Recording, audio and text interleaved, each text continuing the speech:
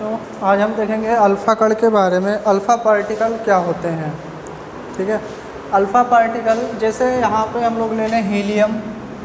Helium क्या होता है, 2 4, परमाणु क्रमांक 2, परमाणु भार 4 होता है। इसका मतलब इसमें प्रोटॉनों की संख्या 2 है, इलेक्ट्रॉनों की संख्या 2 है और न्यूट्रॉनों की संख्या भी 2 है, ठीक है। या फिर इसको ऐसे दिखाना चाहें तो इसका नाभिक हो गया, नाभिक में 2 प्रोटॉन हैं और 2 न्यूट्रॉन हैं, ठीक है। बाकी जो दोनों इलेक्ट्रॉन हैं ये इसे बाहर वाली कक्षा में गति करते रहते हैं। एक यहाँ पे दिखा दिया, एक यहाँ पे, ये दोनों इलेक्ट्रॉन हैं। लेकिन जब हम इसे हीलियम में से 2 इलेक्ट्रॉन को बाहर निकाल दें, मतलब कि यहाँ पे अल्फ़ा कण इसको कहा जाता है। अल्फ़ा कण भी होता है 2 4 और यहाँ पर दोनों इलेक्ट्रॉन हमने निकाल दिए, प्लस चार्ज आ गया। तो यहाँ पे प्रोटॉन कितने हैं, 2 इलेक्ट्रॉन। देखो 2 इलेक्ट्रॉन थे, दोनों को हमने निकाल दिया, यहाँ पे प्लस चार्ज लगा दिया, मतलब इलेक्ट्रॉन निकल गया। तो इलेक्ट्रॉनों की संख्या 0 हो गई और न्यूट्रॉनों की संख्या भी इसमें 2 है।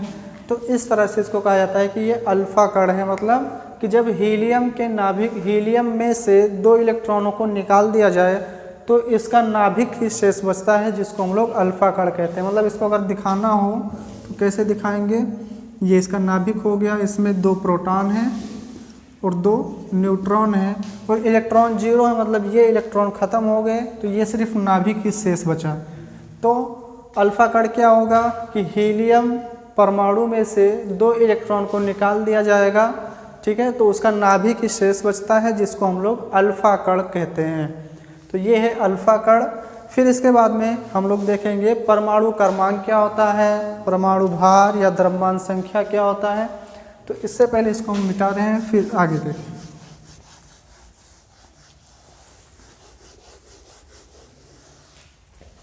परमाणु क्रमांक,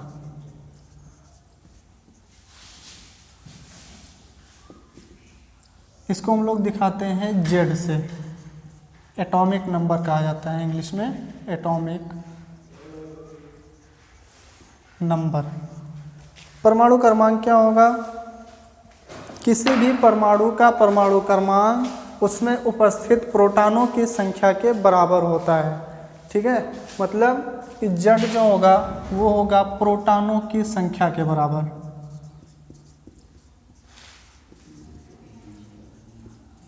या फिर P, जितने प्रोटॉन होंगे वही उसका परमाणु क्रमांक हो जाएगा। तो इसकी परिभाषा क्या होगी कि किसी परमाणु का परमाणु क्रमांक उसमें उपस्थित प्रोटॉनों की संख्या या फिर पूर्ण चार्ज, जितना भी चार्ज होगा वो उसके बराबर हो जाता है। और इसके बाद में है द्रव्यमान संख्या क्या होगा,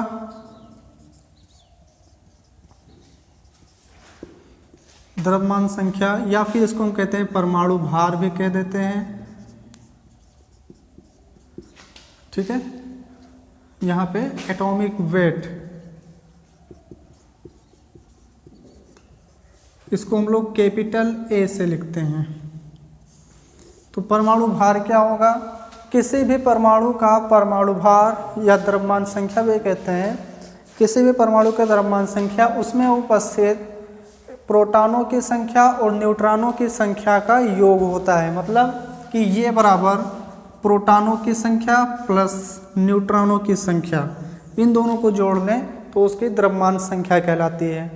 तो ये द्रव्यमान संख्या है, ये परमाणु क्रमांक है। और एक बात और कि ये जो यहाँ पे परमाणु क्रमांक लिखा है, ये तो प्रोटॉनों की संख्या के बराबर तो होती ही है, और अगर उस पर कोई चार्ज ना हो, मतलब बिना चार्ज है, उस पर कोई चार्ज नहीं है, तो उसमें जितने इलेक्ट्रॉन होंगे वो इलेक्ट्रॉनों की संख्या के बराबर भी होता है।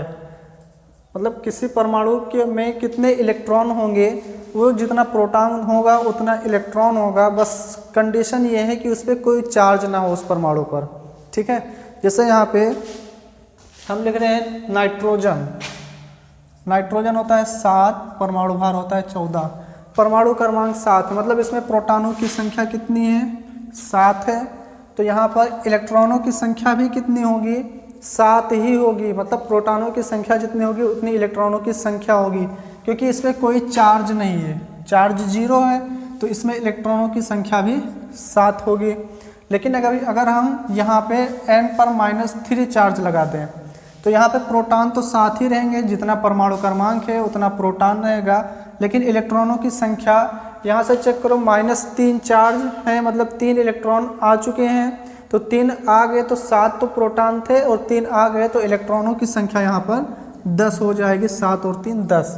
ठीक है, तो वहाँ पर इलेक्ट्रॉनों की संख्या के बराबर होगा प्रोटॉनों की संख्या जब इस पर कोई चार्ज ना लगा हो, लेकिन जब कोई चार्ज लग जाएगा तो उतने इलेक्ट्रॉन हम कम कर देंगे या ज़्यादा, अगर आ जाएगा तो जोड़ देंगे और चला जाएगा तो कम कर देंगे यहाँ पर। तो ये परमाणु क्रमांक और परमाणु भार था। फिर इस पर एक सवाल देखते हैं।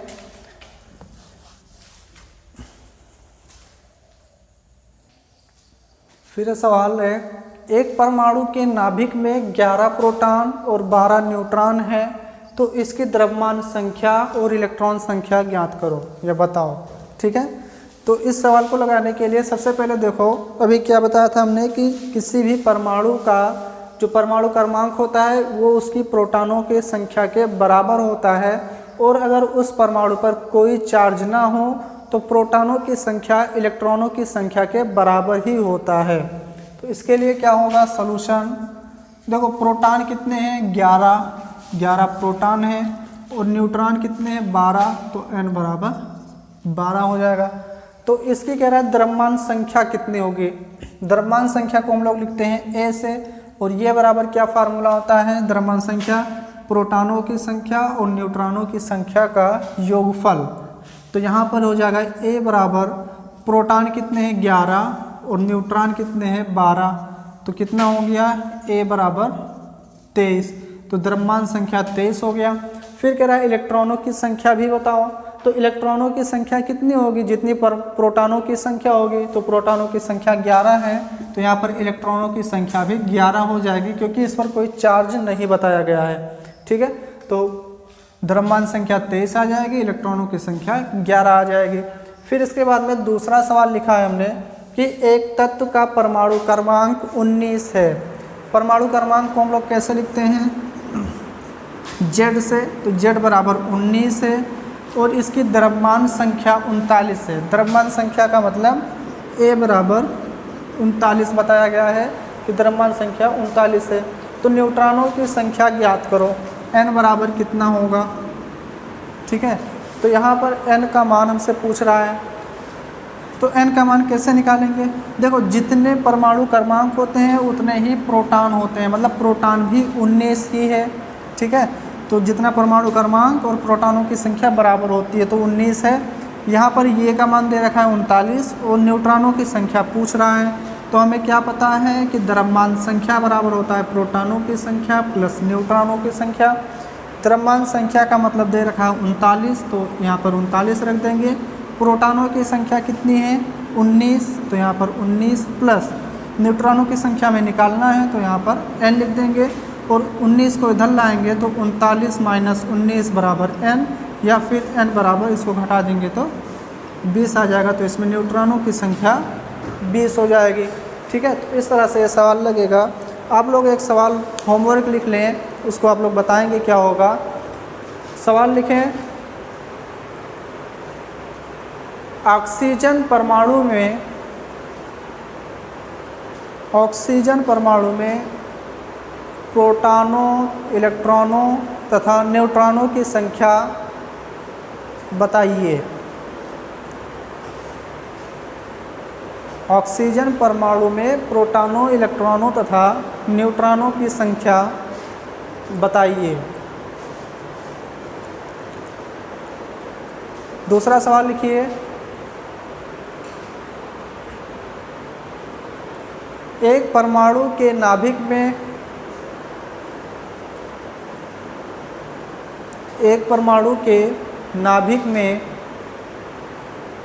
11 प्रोटॉन तथा 15 न्यूट्रॉन है।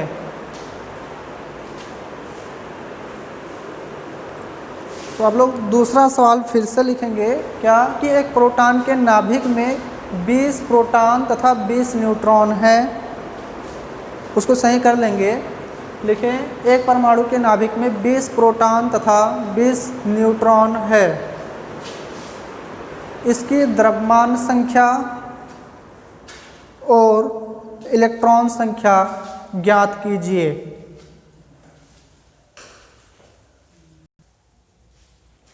फिर है इसके बाद में इलेक्ट्रॉन, प्रोटॉन और न्यूट्रॉन पर कितना आवेश होता है, कितना द्रव्यमान होता है, कितना आवेश होता है, उसके बारे में छोटी छोटी जानकारी हम लोग ले लें। आप लोग जानते हैं इलेक्ट्रॉन की खोज किसने की थी? जे थॉमसन ने किया था। प्रोटॉन की खोज रदरफोर्ड ने किया था और न्यूट्रॉन की खोज जेम्स चैडविक ने किया था। ठीक है, तो ये आप लोग जानते हैं। फिर उस पर इसका चिन्ह क्या होगा? इलेक्ट्रॉन का चिन्ह होता है E, प्रोटॉन का चिन्ह होता है P और न्यूट्रॉन का चिन्ह होता है N से। ठीक है, तो ये चिन्ह के बारे में है कि इलेक्ट्रॉन को E से लिखा जाता है, प्रोटॉन को P से, न्यूट्रॉन को N से लिखा जाता है। इस पर आवेश कितना होता है? E पर परम आवेश 1.602 इंटू 10⁻⁻19 कूलाम। एक इलेक्ट्रॉन पर चार्ज जो होता है 1.602 इंटू 10⁻⁻19 कूलाम होता है।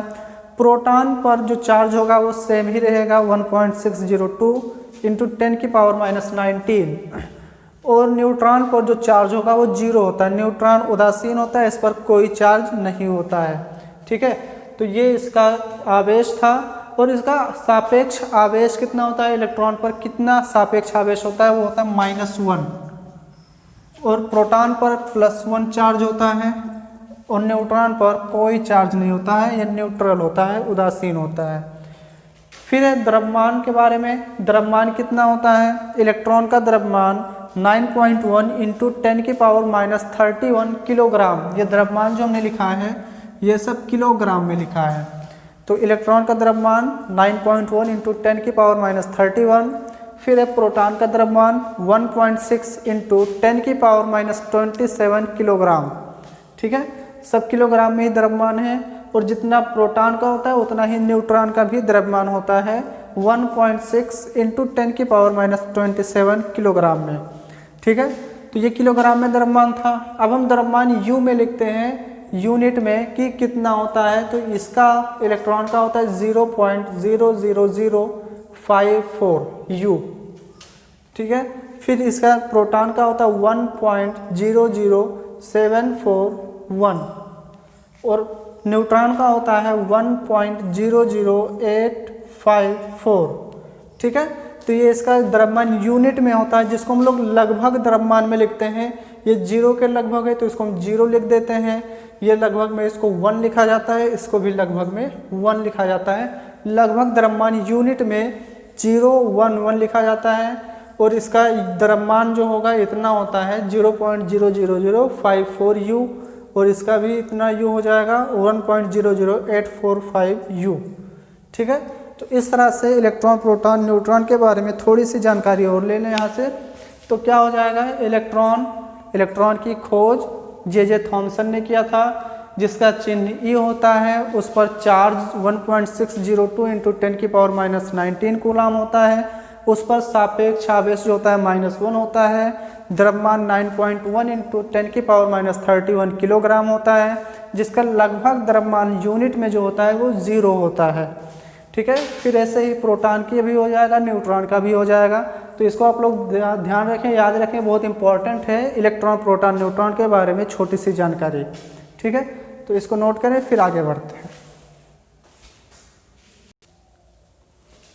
फिर इसके बाद में हम पढ़ाए थे पिछले वीडियो में रदरफोर्ड परमाणु मॉडल।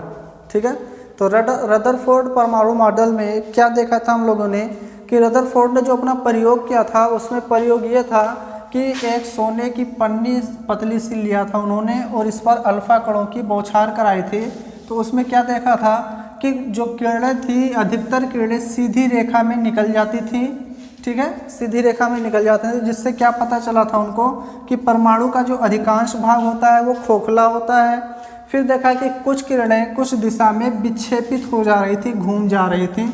इसका मतलब परमाणु के बीच में कहीं ना कहीं कुछ चार्ज है, प्लस चार्ज, जिससे किरणें क्या हो रही हैं, विक्षेपित हो रही हैं। कुछ एहसास हुआ उन्हें कि बीच में कुछ ना कुछ तो है। जिसकी वजह से वो किरणें विक्षेपित हो जा रही हैं, ठीक है। और उसमें फिर देखा कि कुछ किरण, एक दो किरण ऐसी भी थी जो जिस दिशा में जाती थी वापस से उसी दिशा में टकराकर वापस आ जाती थी। तो उन्हें कुछ पता लगा उस प्रयोग में कि परमाणु के बीच में एक छोटा सा पार्ट है जिसमें उस पूरे परमाणु का द्रव्यमान वहाँ पर होता है, ठीक है, जिसकी वजह से वो किरणें टकराकर वापस चली आती हैं। तो उन्होंने क्या देखा कि परमाणु के बीचों बीच में कुछ ऐसा पार्ट है जिसमें पूरे परमाणु का जो द्रव्यमान होता है वो उसके बीच में होता है, मतलब प्लस चार्ज होता है। तो उन्होंने इसका नाम दिया था नाभिक, ये नाभिक था। और इसके बाहर क्या थे, इलेक्ट्रॉन घूम रहे थे। लेकिन इनका नियम आगे जाकर के फेल हुआ, क्यों? क्योंकि जो इलेक्ट्रॉन होते हैं, इलेक्ट्रॉन वो जैसे चारों तरफ घूमते रहते हैं अपनी दिशा में, ठीक है, इधर से क्लॉकवाइज और एंटी क्लॉकवाइज। तो जो इलेक्ट्रॉन जब घूमते हैं तो वो कुछ ऊर्जा उत्सर्जित करते रहते हैं, क्योंकि जब घूमेगा तो ऊर्जा उत्सर्जित होगा। तो जब इलेक्ट्रॉन घूमते रहेंगे तो एनर्जी जो होगी वो रिलीज होगी। तो कुछ समय बाद ऐसा होगा कि ये इलेक्ट्रॉन अपनी पूरी एनर्जी ख़त्म कर चुके होंगे, रिलीज कर चुके होंगे, और इलेक्ट्रॉन आकर नाभिक में गिर जाएंगे, जिससे नाभिक क्या हो जाएगा, ख़त्म हो जाएगा, परमाणु ख़त्म हो जाएगा। लेकिन परमाणु तो कभी ख़त्म नहीं होता है, क्योंकि कोई भी परमाणु होगा वो हमेशा के लिए रहता है, तो परमाणु ख़त्म नहीं होगा। लेकिन इस नियम से देखा जाए तो इलेक्ट्रॉन जब घूमते रहते हैं तो ये इलेक्ट्रॉन कुछ देर बाद एनर्जी को रिलीज करके नाभिक में गिर जाएंगे, जिससे नाभिक में गिरने के बाद नाभिक ख़त्म हो जाएगा। तो ये नियम यहाँ पर फेल हो गया था, क्योंकि इलेक्ट्रॉन वहाँ पर नहीं गिरना चाहिए था, ठीक है। तो इसकी कुछ कमियाँ हैं रदरफोर्ड परमाणु मॉडल की। तो उसमें सबसे बड़ी कमी ये थी कि इलेक्ट्रॉन जब चारों तरफ चक्कर लगाते हैं तो ऊर्जा उत्सर्जित करते रहते हैं, जिसकी वजह से इलेक्ट्रॉन नाभिक में गिर जाएगा और नाभिक नष्ट हो जाएगा। फिर दूसरी सबसे बड़ी कमी थी इनकी, दूसरी कमी थी यह परमाणु मॉडल परमाणुओं के स्पेक्ट्रम की व्याख्या नहीं कर सकता है, ठीक है। तो परमाणुओं के स्पेक्ट्रम की व्याख्या क्यों नहीं कर सकता, उसको हम अगली वीडियो में देखेंगे। फिलहाल ये रदरफोर्ड परमाणु मॉडल की कमियां थी, आप लोग उसको नोट कर लेंगे। फिर हम देखते हैं आज समस्थानिक और समभारिक के बारे में। फिर समस्थानिक और समभारिक किसे कहते हैं, ठीक है। समस्थानिक मतलब एक ही तत्व के वह परमाणु जिसकी परमाणु संख्या समान होती है, ठीक है। मतलब परमाणु संख्या दोनों की बराबर होगी, Z बराबर होगा, परमाणु संख्या समान होती है, लेकिन परमाणु भार बराबर नहीं होता है। एक का परमाणु भार अलग रहेगा, दूसरे का परमाणु भार अलग रहेगा। तो इस तरह के परमाणुओं को हम समस्थानिक परमाणु कहते हैं। मतलब समस्थानिक परमाणु की परिभाषा लिखना चाहें तो क्या कह सकते हैं हम लोग, एक ही तत्व के परमाणु जिनकी परमाणु संख्या समान होती है परंतु परमाणु भार भिन्न भिन्न होता है, समस्थानिक कहलाते हैं। और जो समस्थानिक होते हैं इनके भौतिक गुण भी अलग अलग होते हैं परंतु रासायनिक गुण समान होता है, क्योंकि इनके इलेक्ट्रॉनिक विन्यास समान होते हैं। तो जैसे देखा जाए कौन कौन से परमाणु हैं जो समस्थानिक हैं, तो इसमें हम लोग दो चीज़ देखते हैं, एक होता है हाइड्रोजन का और एक होता है कार्बन का। हाइड्रोजन और कार्बन, देखो हाइड्रोजन जो होता है तीन तरह से पाया जाता है। एक तो होता है 1H1 मतलब परमाणु क्रमांक के परमाणु भार, एक होता है जिसको हम लोग कहते हैं प्रोटियम, और एक होता है 1H2 और एक होता है 1H3। इसको कहा जाता है ड्यूटेरियम और इसको कहा जाता है ट्राइटियम। तो हाइड्रोजन के तीन समस्थानिक हैं, प्रोटियम, ड्यूटेरियम और ट्राइटियम। मतलब इसमें देखो सभी का परमाणु क्रमांक समान है, सभी का परमाणु क्रमांक 1 है, लेकिन सभी का परमाणु क्रमांक समान है लेकिन परमाणु भार अलग अलग है। इसका परमाणु भार 1 है, इसका परमाणु भार 2 है, इसका परमाणु भार 3 है। तो हमने क्या बताया था कि ऐसे परमाणु जिसकी परमाणु संख्या समान होती है, परमाणु क्रमांक समान होते हैं परंतु परमाणु भार अलग अलग होते हैं। यहाँ पर देखो जो नीचे लिखा है वो सब परमाणु क्रमांक है, सब समान है, सब 1 1 1 है, और परमाणु भार इसका 1 है, इसका 2 है, इसका 3 है। तो इस तरह के परमाणु को कहा जाता है एक दूसरे के ये समस्थानिक है। तो हाइड्रोजन के 3 समस्थानिक होते हैं, प्रोटियम, ड्यूटेरियम और ट्राइटियम। ऐसे ही कार्बन में 2 तरह से कार्बन पाए जाते हैं, एक कार्बन 12 होता है, एक कार्बन 14। तो कार्बन में हम लोग कहते हैं कार्बन 12 और एक होता है कार्बन 14, ठीक है। तो कार्बन 12 और कार्बन 14 भी एक दूसरे के समस्थानिक होते हैं। और कार्बन 13 भी होता है, इसमें कार्बन 13 भी लिख सकते हो।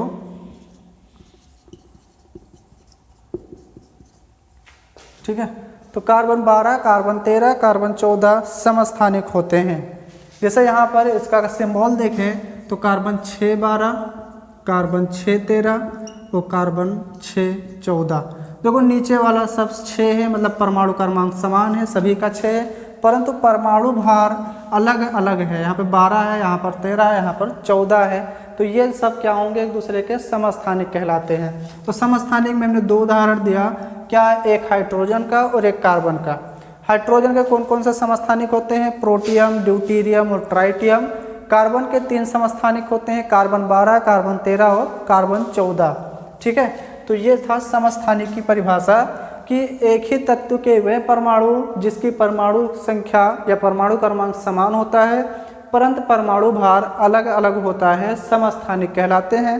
जो समस्थानिक होते हैं इन सभी के भौतिक गुण समान होते हैं। भौतिक गुण का मतलब कि जिस अवस्था में होता है, रंग, विलयता, ये सब पर भौतिक गुण समान होते हैं, लेकिन रासायनिक गुण सभी के अलग अलग होते हैं, क्योंकि इनके इलेक्ट्रॉनिक विन्यास जो होते हैं वो अलग अलग हो जाते हैं परमाणु भार के बढ़ने की वजह से। तो इस तरह से ये समस्थानिक था। फिर संभारिक। संभारिक का मतलब ये है कि एक ही तत्व के ऐसे परमाणु होते हैं जिसकी परमाणु संख्या या परमाणु क्रमांक समान नहीं होता है, लेकिन परमाणु भार समान होता है। मतलब ये बराबर रहता है लेकिन जड़ बराबर नहीं होता है। तो ऐसे तरह के परमाणुओं को हम संभारिक कहते हैं। जैसे यहाँ पर हम उदाहरण ले रहे हैं आर्गन का, पोटेशियम का और कैल्शियम का। आर्गन, पोटेशियम और कैल्शियम। आर्गन का 1840, पोटेशियम का 1940 और कैल्शियम का 2040 होता है। ठीक है, तो यहाँ पर क्या दिखाई दे रहा है, ये आर्गन है, ये पोटेशियम है और ये कैल्शियम है।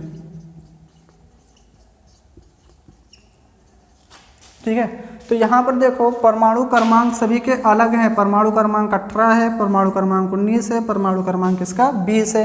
तो परमाणु क्रमांक भिन्न भिन्न है लेकिन परमाणु भार समान है, सभी का 40 है यहाँ पर। तो ये क्या होंगे, एक दूसरे के समभारिक होंगे। तो समभारिक का मतलब क्या हुआ कि एक ही तत्व के वह परमाणु जिसकी परमाणु क्रमांक समान नहीं होते हैं परंतु परमाणु भार समान होते हैं, इस तरह के परमाणुओं को हम लोग समभारिक कहते हैं। ठीक है, तो यह समस्थानिक और समभारिक के बारे में कुछ जानकारी थी, आप लोग इसको चाहें तो नोट कर लें। फिर देखते हैं छोटी सी हेडिंग है, कृष्णिका विकिरण क्या होता है, ब्लैक बॉडी रेडिएशन।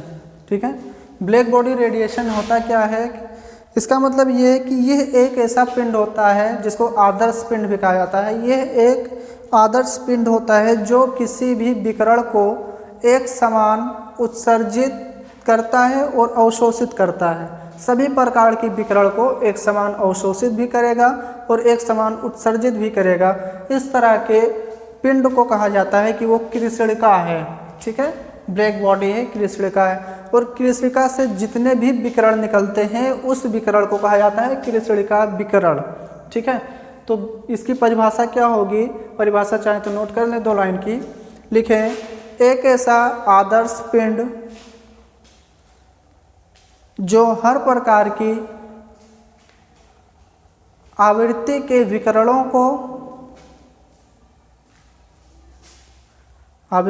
विकिरणों को एक समान उत्सर्जित तथा अवशोषित करता है, कृष्णिका कहलाता है। कृष्णिका कहलाता है तथा इस पिंड से तथा इस पिंड से उत्सर्जित विकिरण को कृष्णिका विकिरण कहते हैं। कृष्णिका विकिरण कहते हैं। ठीक है, तो ये है कृष्णिका विकिरण। लेकिन एक बात और देखो कि ये ऐसा कोई वास्तव में ऐसा कोई पिंड नहीं होता है। ठीक है, ऐसा कोई पिंड नहीं होता है जो किसी भी आवृत्ति के विकिरण को एक समान उत्सर्जित भी करे और अवशोषित भी करे। ठीक है, तो ये वास्तव में कोई पिंड नहीं होता। लेकिन कार्बन ब्लैक जो होता है लगभग इसके समान होता है, लगभग समान होता है। ठीक है, तो इस तरह से कृष्णिका विकिरण छोटी सी हेडिंग से आप लोग इसको ध्यान में रखेंगे कि ऐसा आदर्श पिंड जो किसी भी आवृत्ति के विकिरण को एक समान उत्सर्जित करे और एक समान अवशोषित करे, ऐसे पिंड को कृष्णिका कहते हैं और उस पिंड से निकलने वाला विकिरण कृष्णिका विकिरण होता है। ठीक है, तो आप लोग इतना नोट करें। फिर हम आगे वाले वीडियो में देखेंगे हाइड्रोजन स्पेक्ट्रम के बारे में, तो आप लोग इतना नोट करें, याद करें। फिर मिलते हैं अगले वीडियो में।